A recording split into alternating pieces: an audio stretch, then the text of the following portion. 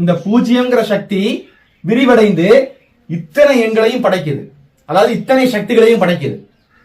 அது படைத்தல்னு வச்சுக்கலாம், காத்தல்னு வச்சுக்கலாம், அழித்தல்னு வச்சுக்கலாம். நம்ம அதற்கு பெயர் என்ன மாதிரி வேணாலும் கொடுத்துக்கலாம். அருளல் வச்சுக்கலாம், மறைத்தல் வச்சுக்கலாம்.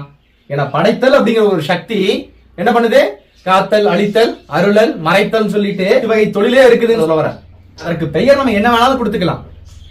அது என்ன பெயர் கொடுத்து நம்ம பண்ணாலும் இங்க பாத்தீங்கன்னா இந்த பூஜ்ஜியம்ங்கிற சக்தி தான் இந்த ஒட்டுமொத்த இதுலயும் நிறைஞ்சிருக்கு அப்படிங்கிறது தான் இங்க இருக்கக்கூடியதுக்கும் அதற்கும் உள்ள ஒற்றுமை.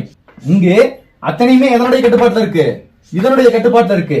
இங்கு 0 பூஜ்ஜியம், பூஜ்ஜியம் ஈக்குவல் டு 9. நம்ம ஏற்கனவே படிச்சோம் இல்லையா?